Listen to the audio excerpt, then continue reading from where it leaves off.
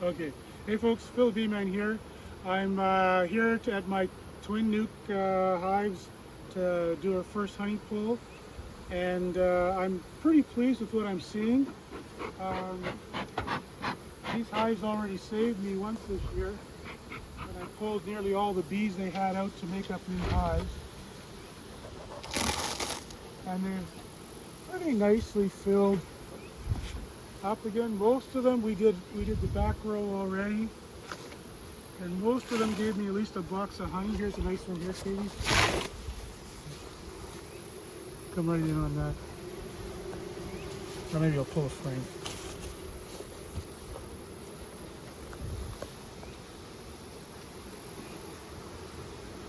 So, I mean, it's probably a little bit green yet, but I think we can take that. So these hives have done me well, which this year is saying a lot. So I check them all. That one's a little less, but it's okay. That's a beauty. Okay, so we'll take all 4 of those. And what we're going to do is lift them with the EZYloader, put 2 empties on, the bee escape,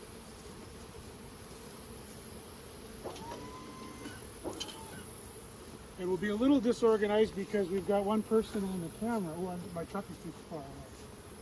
Stand by.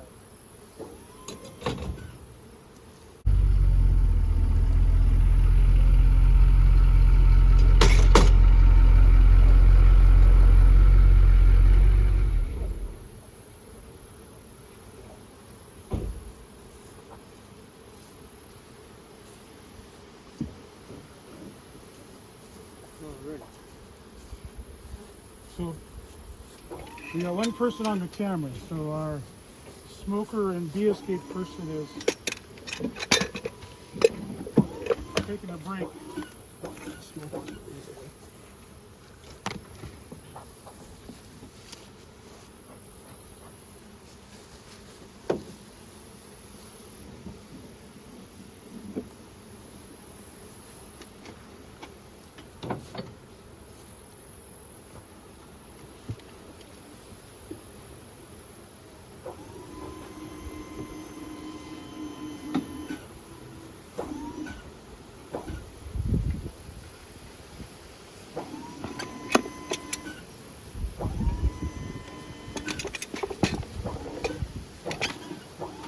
Last time I was in the bee supply store, I noticed this very long fork hive tool. It is quite nice for getting in under the lift.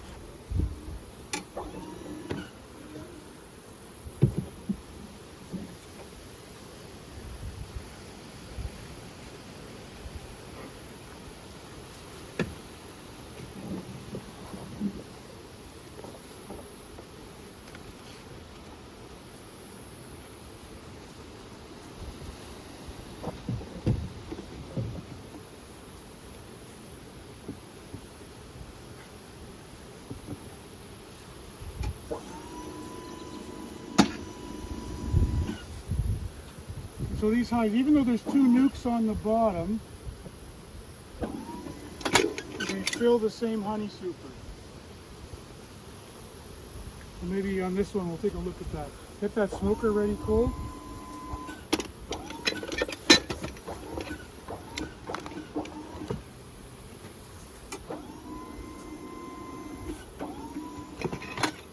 So the 5-frame nuke here, and then a divider down the middle, and then 5 more frames. So each of these has got a separate queen, and the excluder keeps them from meeting each other.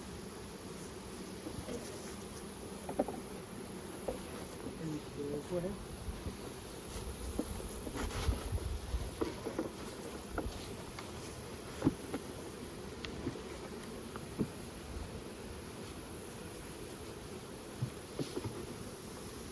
Picture the rest of the thing.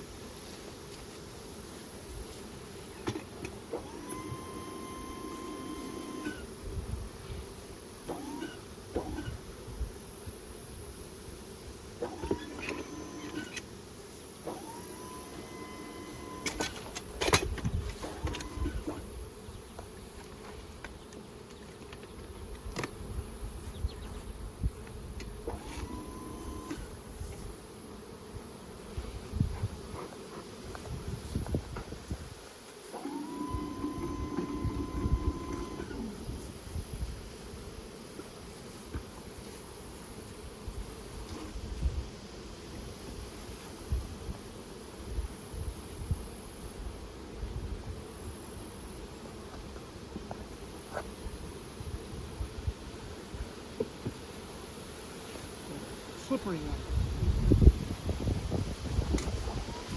We'll smoke the next floor.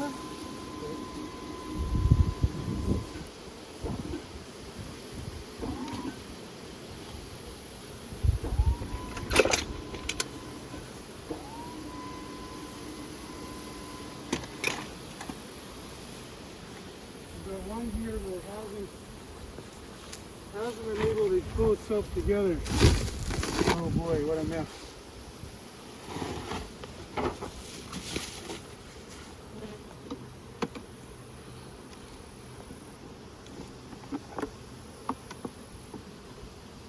To be honest, that's kind of what I thought they'd all look like.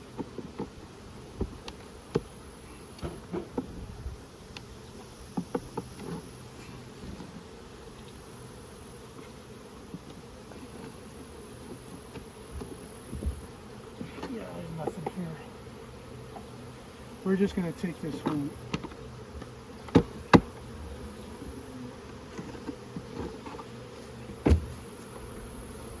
I'll clean that up tonight. It's actually worth having a look at this.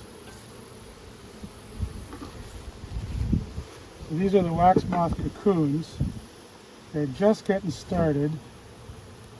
I don't know if I can, mine might be hatched out already.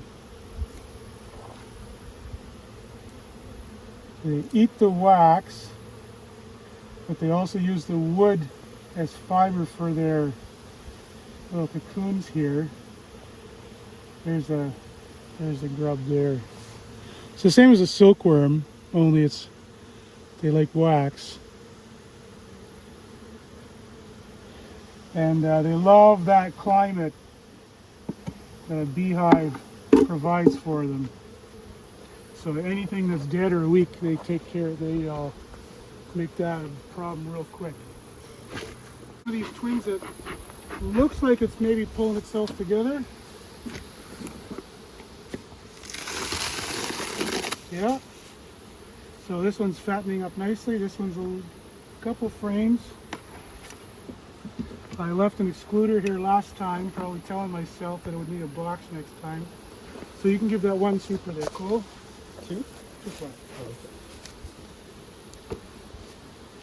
So a bit of a late bloomer. Let's see. It's hard to read the writing now, but it must have been too small in the beginning. Okay, that's good.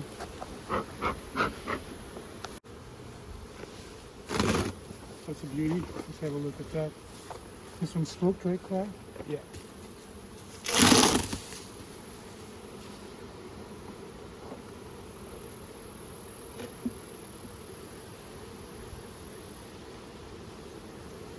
Lots of honey there. And the bottom box looks like it's pretty fully capped. So that's nice honey to take. And then we'll give them 2 empties. There's still lots of stuff in bloom. Hopefully they fill those 2 up as well.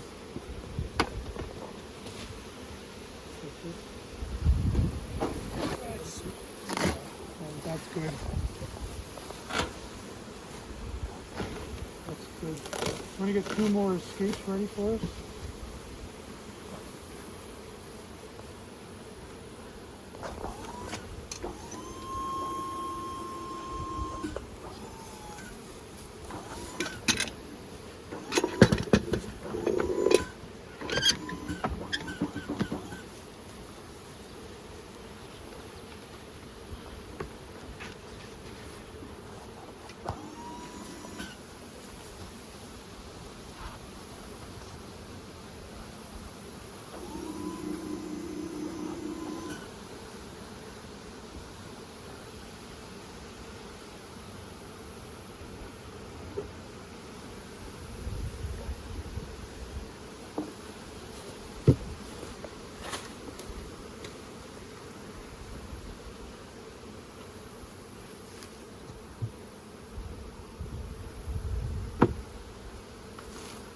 Oh, this is your first time pulling honey, I think, eh? Yep. What do you think? I mean, it's a lot more moving boxes. It's just moving boxes. Yeah, well, you should have been here in my day when I was your age. It wasn't just moving boxes then. We had to list all these by hand.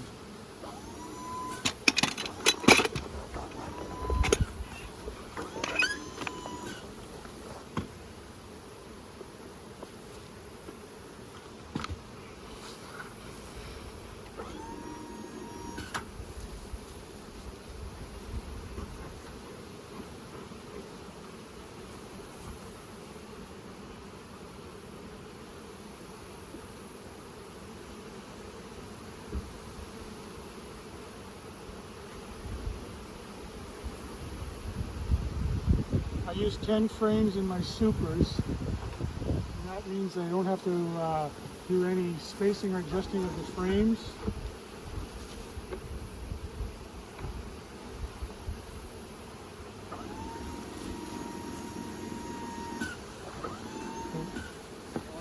You need the escape.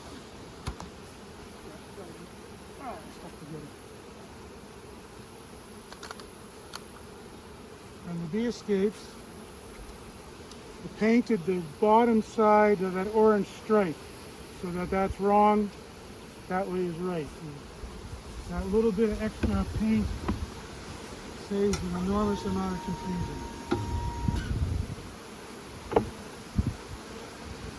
And I painted the outside of them yellow so that it's very easy to tell what's done, what's not, where the escapes are. You don't get left behind.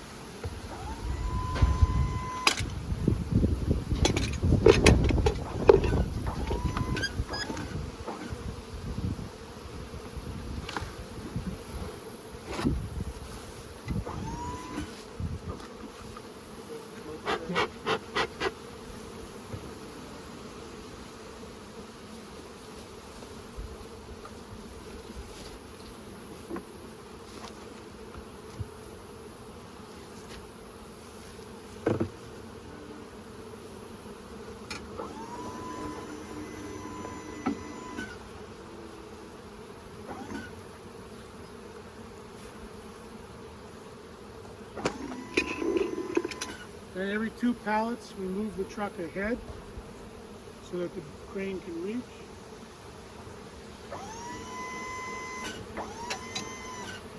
And that's all there is to it. Thanks everyone. Have a great day.